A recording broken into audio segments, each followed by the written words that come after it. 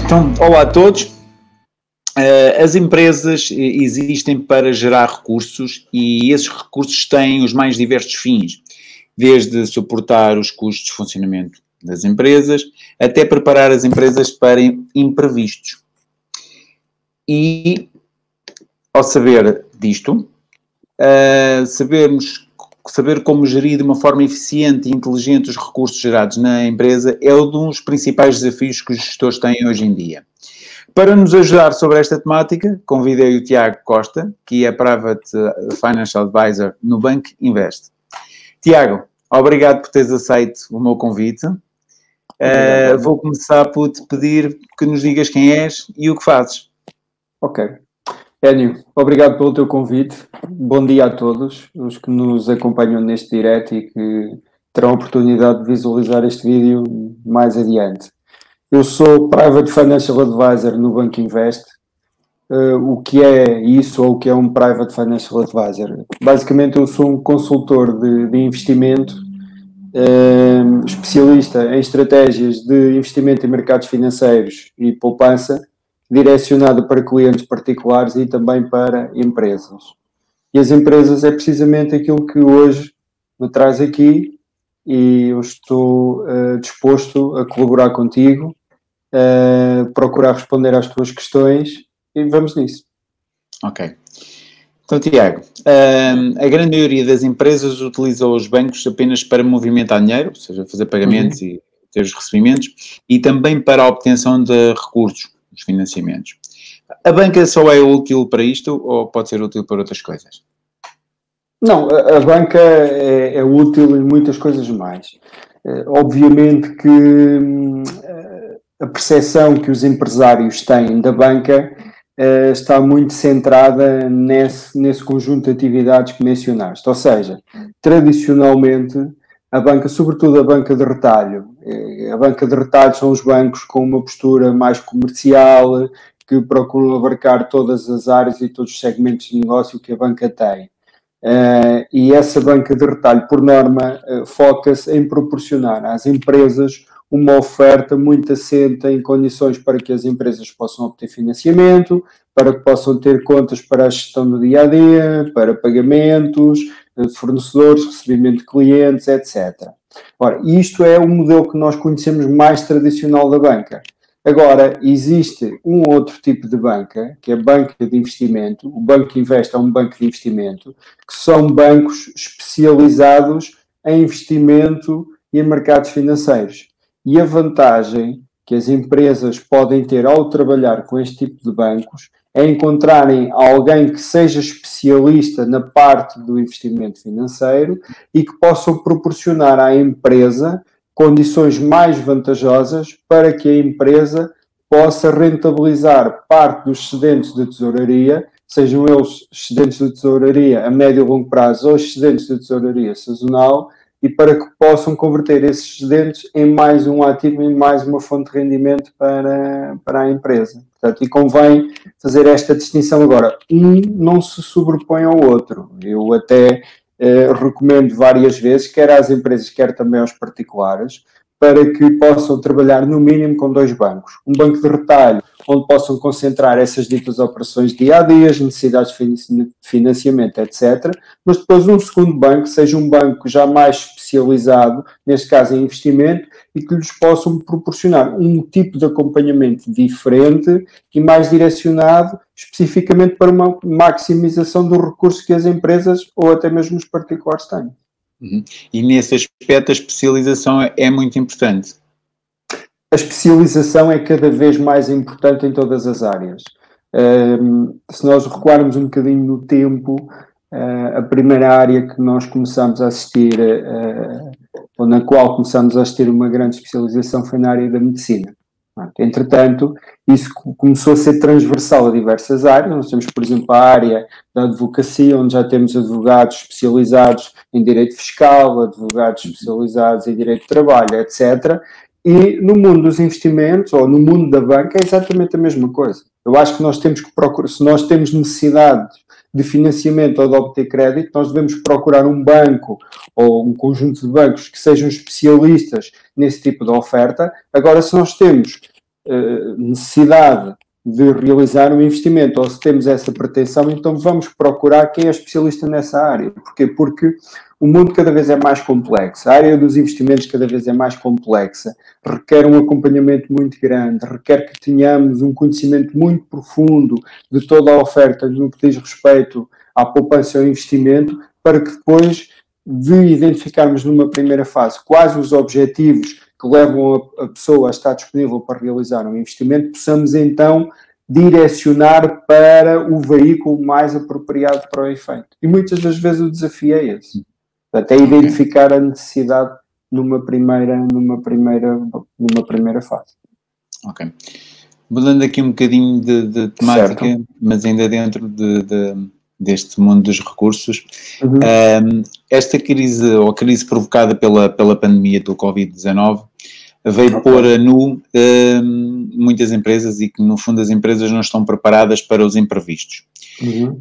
Uma das primeiras coisas que eu trabalho com os meus clientes é precisamente um pouco sobre isto, que é, no fundo, criar um fundo de emergência que esteja destinado a fazer face a todos os imprevistos que possam surgir. Ora, uma empresa que queira começar a constituir esse fundo de emergência, que tipo de aplicação tu aconselhas a eles alocarem esses valores que vão mensalmente ou trimestralmente, conforme for a estratégia, para fazer face a esse fundo e cumprindo as especificidades pela qual ela é criada? Ok, muito bem. Essa é uma ótima questão. Infelizmente, nem todas as empresas têm um fundo de emergência constituído. E eu fico de veras satisfeito quando ouço insistir nesse tema, porque é um tema bastante pertinente. Aliás, este momento pelo qual estamos a passar veio fazer prova dessa necessidade e que efetivamente nós devemos ter esse cuidado e essa precaução. Quando uma empresa tem um fundo de emergência, esse fundo de emergência, por norma, é um fundo ou é um montante que nós temos colocado de lado, mas ao fim e ao cabo não sabemos quando podemos vir a necessitar dele. Porquê? Exatamente. Porque nós não vamos identificar no tempo qual é que vai ser o evento que nos vai fazer obrigar a utilizar esse fundo de emergência. E então, partindo desse pressuposto, nós temos sempre que focar uma proposta de investimento com um fundo de emergência num curto prazo. Eu diria até mais que quando nós pretendemos realizar um investimento, nós temos aqui 3 grandes questões que devemos procurar responder sempre com o máximo de objetividade possível. A primeira questão, quando nós queremos realizar um investimento, seja para um fundo de emergência ou seja para outro tipo de investimento, é a questão da rentabilidade. Que rentabilidade é que eu pretendo alcançar com este investimento? Depois, um segundo grande pilar é o risco, a que eu pretendo estar exposto. Porque nós não podemos ser naivos, não existem investimentos sem risco. Existem investimentos com um risco muito baixo, como estamos a falar, por exemplo, de um depósito a prazo.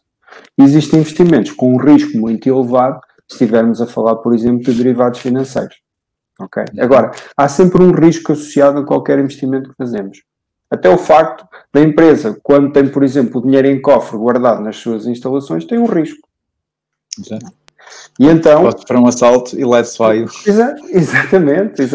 Portanto, rentabilidade, risco e liquidez. E são estes os 3 grandes patamares que eu tenho que ter presente.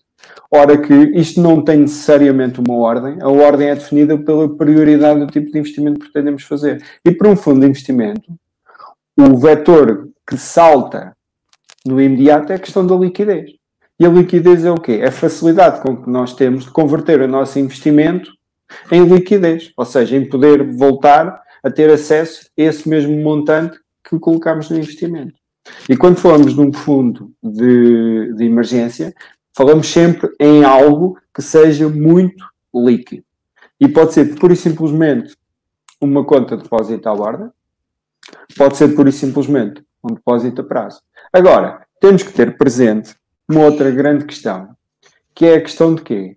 Da taxa de rentabilidade efetiva dessa mesma operação. Porque nós vivemos numa conjuntura onde as taxas dos depósitos a prazo são extremamente baixas ou próximas de zero. Nas empresas, eu diria mesmo que as taxas são zero. Portanto, os bancos não estão a remunerar o excedente de liquidez das empresas que remuneravam tradicionalmente em depósitos a prazo. E a empresa que tem um excedente de liquidez e que tem aquele montante que é destinado ao seu fundo de emergência e tem esse montante ali guardado durante 6 meses, 1 ano, 2 anos ou 3 anos, ou o ideal até é nunca utilizar o fundo de emergência, que é sinal que as coisas estão a correr bem e que não aconteceu nenhum evento que nos leva a mexer nesse fundo, não é? Mas nós temos que ter presente que temos a questão da inflação. E nós vivemos numa conjuntura onde é expectável que possamos vir a assistir a uma subida ligeira, espero eu, da inflação. E a inflação, com taxas de juros zero para os depósitos a prazo, vai-nos devolver uma taxa de rentabilidade efetivamente negativa para o dinheiro que temos parado no banco. Ou seja, significa que a empresa, se nada fizer para combater este efeito, acaba por estar a perder riqueza ao longo do tempo. E então aqui, o que é que vamos acabar por procurar? Vamos procurar investimentos que sejam líquidos, que tenham algum risco e que nos possam entregar alguma rentabilidade. Sobretudo com o propósito de, no mínimo, nos fazer combater a inflação. Ok, é este o propósito, pronto. E aqui poderíamos falar, por norma falamos de quê? Fundos de tesouraria de curto prazo, andamos sempre em torno deste tipo de aplicações. Agora, eu não gosto de especificar o produto, porquê? Porque depende sempre do propósito da empresa, depende sempre de uma série de fatores, mas sobretudo destes 3 fatores. Rentabilidade, risco e liquidez. E também poderá fazer sentido haver aqui uma combinação de mais do que... De um produto, mas basicamente frisaste aqui o essencial das preocupações que se tem que ter com os fundos e dos quais eu estou completamente alinhado contigo. Agora temos aqui uma outra questão que também sucede em muitas empresas, que é terem e até devido à sazonalidade do seu negócio, terem períodos onde têm excesso de liquidez. Okay. E muitas vezes pode ser por mês ou até por anos, consoante a sazonalidade desse negócio. E normalmente essa liquidez fica precisamente em depósitos à ordem ou depósitos a prazos, que no fundo o valor muitas vezes é comido pela inflação, como acabaste de referir. Para estes casos, quais é que são as alternativas que existem para no fundo ter este excesso de liquidez alocado enquanto não é necessária? Ok. Então vamos considerar que estas empresas que têm excesso de liquidez são empresas perfeitas e já têm constituídas o seu fundo de emergência, o que eu espero que aconteça. E então, partindo sempre dessa base. Exatamente. Então, voltando um bocadinho atrás, nós temos o fundo de emergência direcionado para aplicações mais líquidas de curto prazo, fundos de tesouraria, por norma, ou depósitos a prazo com garantia de capital e com risco controlado, pronto, este tipo de figuras. Depois, para as empresas que tenham excedentes de liquidez que vão além do fundo de emergência, aí então, o que é que vamos fazer? Eu, por norma, inicio sempre o esboço de uma proposta de investimento, balizando esse mesmo investimento com o tempo. Ou seja, vamos procurar afetar tempo a esse investimento. E podemos fragmentar o tempo que estamos a afetar ao investimento. Ou seja, podemos pensar, por exemplo, em ter 40% desse investimento num horizonte temporal de 1 a 3 anos e termos, por exemplo, 60% desse investimento ou o restante do investimento num horizonte temporal, por exemplo, entre 3 a 5 anos. E em função do tempo que temos disponível para alocar ao investimento, vamos então procurar identificar a solução. E aí, por norma, as empresas andam muito em torno do investimento em obrigações. Porquê? Porque, sobretudo, obrigações de taxa fixa com um horizonte temporal entre 3 a 5 ou eventualmente a 8 anos.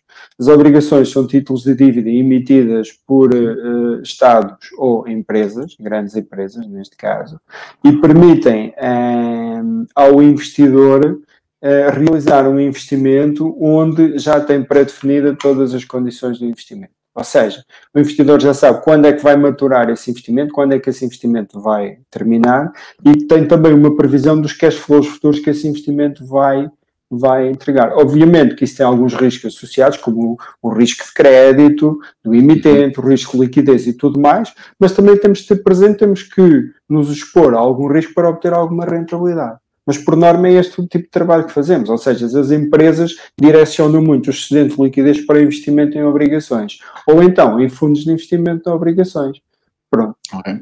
Por norma, andamos em torno disto, sim. Ok. O mesmo serve também para aquelas situações de empresas que sabem que dentro de 2 anos, 3 anos vão necessitar de fazer elevados investimentos, por exemplo, na construção de uma nova unidade fabril ou renovação de equipamento, e que vão já alocando liquidez ou excedente de liquidez que vão tendo para fazer face a isso. Isto são instrumentos eficazes para fazer este tipo de gestão financeira, até diria, de forma inteligente. Sim, porque são instrumentos que nos permitem realizar uma capitalização do investimento inicial e que depois nos permitem futuramente, graças a essa capitalização, obter um rendimento adicional. Agora, a questão do excedente de liquidez é muito importante. Em que medida? Muitas das vezes as empresas têm excedentes de liquidez, então empresas mais antigas, onde já estão muito consolidadas na sua área, acabam por ter excedentes de liquidez mais elevadas, mas esse excedente de liquidez muitas das vezes até se torna um passivo para a própria empresa. Porquê? Porque eles vão pagar comissões de gestão bancária, eles têm aquilo uma taxa de rentabilidade zero com a inflação, a taxa real é negativa, etc. E o primeiro desafio, o repto que eu lanço aos empresários é que procurem converter os excedentes de liquidez que têm de médio a longo prazo num ativo para a própria empresa. Sobretudo na atual conjuntura, onde nós estamos a assistir a quebras no volume de negócio das empresas. É importante, sobretudo as empresas que tenham excedentes de liquidez que possam ir além do fundo de emergência, que procurem converter esses excedentes de liquidez num ativo para a própria empresa. Porque neste momento, sempre, mas mais agora do que nunca, é importante que consigamos fazer uma gestão otimizada de todos os recursos que a empresa tem e que possamos transformar esses recursos que a empresa tem num passivo para um ativo para a própria empresa. Okay? Agora, por norma, isto também anda muito de mão dada com aquilo que é o perfil do próprio gestor ou do empresário que está em representação da empresa. Porque, por norma, o gestor ou o empresário personaliza muito a forma de investir na empresa da mesma forma como o faz a título particular. E não tem que ser necessariamente assim. Exato. E isso prende-se muito por algumas questões, como tivemos no início desta conversa, o facto de haver até aqui alguma limitação de trabalhar só com banca de retalho, por exemplo, não é? Onde estas nuances não são tão abordadas. Sim, Tiago. Deixa-me só acrescentar, porque a vantagem é precisamente essa. Por vezes nós temos que fazer o papel da pessoa que vai despertar essa necessidade no empresário, entende? A grande vantagem que uma empresa tem, sobretudo pequenas, médias empresas, poder trabalhar com um banco de investimento e que tenha um gestor afeto à gestão, passa a redundância, da própria empresa, é precisamente essa. É que podem ver nesse gestor uma figura de um consultor externo para o investimento da própria empresa. Mas para o investimento que é dos ditos excedentes de liquidez que a empresa tem. Ok? Exato. É isso mesmo, é isso mesmo. Tiago, aqui algumas empresas também já começam a procurar outras formas de remunerar e premiar os seus colaboradores e os seus administradores, em que a política de benefícios sociais começa a ser cada vez mais relevante. Okay. Podes partilhar aqui connosco um ou dois produtos que se enquadrem nesta política de benefícios sociais e quais as suas principais vantagens, tanto para a empresa como para quem os recebe ou é beneficiado com eles? Ok, muito bem. Sim, assim, nós nós vivemos numa conjuntura de algum tempo a esta parte, sobretudo desde 2011, numa conjuntura com uma carga de tributação extremamente elevada. E, curiosamente, daqui em diante, é possível, inclusive, que possamos assistir a um aumento dessa carga tributária. A carga tributária que muito provavelmente poderá incidir diretamente sobre a riqueza e não propriamente sobre o consumo. Porque a carga tributária sobre o consumo já é bastante elevada, nomeadamente através do IVA e tudo mais. Agora, o que é que acontece? Perante este cenário, as empresas e os empresários têm que estar cada vez mais atentos à eficácia fiscal. E a eficácia fiscal é de que forma é que se conseguem maximizar os recursos que têm para obter rentabilidades e condições mais favoráveis para o investidor. O que é que isto significa? Significa que, de algum tempo a esta parte, as empresas já têm ao seu dispor um conjunto de mecanismos e de produtos e ativos financeiros que são formas de transferir riqueza da empresa para os colaboradores da mesma e com uma grande eficácia fiscal. Estamos a falar, por exemplo, dos fundos de pensões ou dos planos de poupança-reforma. E aqui existem diversas vantagens associadas a este tipo de mecanismo. A própria empresa vai beneficiar de vantagens no que diz respeito ao IRC, na medida em que vai permitir uma dedução à coleta em sede de IRC em função dos montantes que dedica aos fundos de pensões destinados aos seus colaboradores.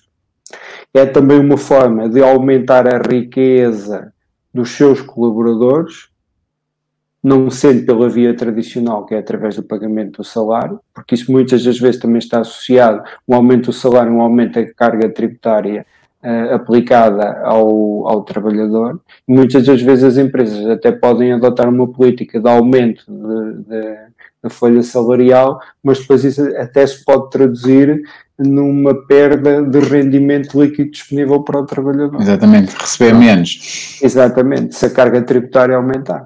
E então, temos esta forma de transferir riqueza da empresa para os empresários e para os colaboradores da própria empresa. Isto é uma das possibilidades e, em simultâneo, aumentamos também o índice de satisfação dos nossos colaboradores. Uma outra forma, por exemplo, outro tipo de incentivo não monetário são, por exemplo, os seguros de saúde.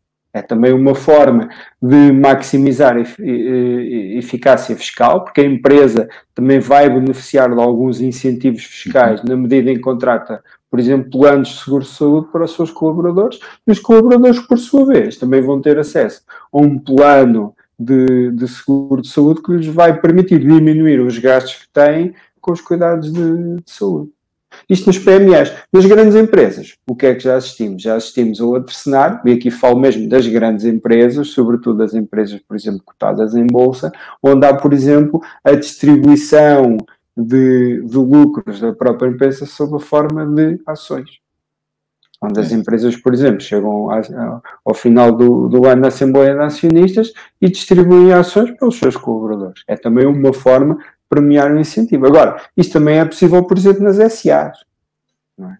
Também certo. Temos que ter presente. Agora, não é necessário estar cotado em bolsa para fazer isso, para exatamente, tornar os colaboradores sócios das empresas. Claro. A grande questão é se estamos preparados do ponto de vista mental e se o nosso nível de cultura financeira nos permite fazer isso. Mas tudo isto são mecanismos que permitem aumentar o índice de riqueza dos colaboradores da empresa. Eu, quando digo colaboradores, já estou aqui a inserir os empresários, porque também muitos deles, ou a larga maioria, são colaboradores das empresas, onde conseguimos ter em simultâneo maior eficácia fiscal e conseguir também aumentar aqui a riqueza, que é isso que se pretende. Exato, ótimo. Tiago, estamos aqui a chegar ao fim desta nossa conversa, desta nossa entrevista, que sem dúvida é muito útil e revelaste aqui muitos conceitos que se calhar boa parte de quem nos está a ouvir não ouviu falar, e ainda bem, que é importante. Para quem quiser saber mais sobre ti, qual é que é o canal preferencial para entrar em contacto contigo, para saber o que tu fazes? Ok, muito bem, Ânio.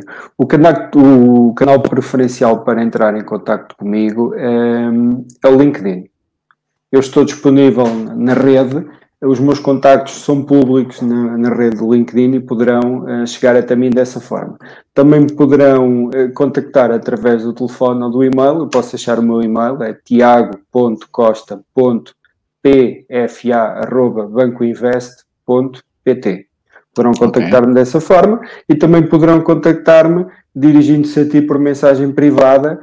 E tu, Ennio, estás também autorizado a divulgar o meu contacto de telemóvel, portanto. Ok, também podem pôr aqui nos comentários que queres falar contigo, Tiago. Exatamente. Exatamente.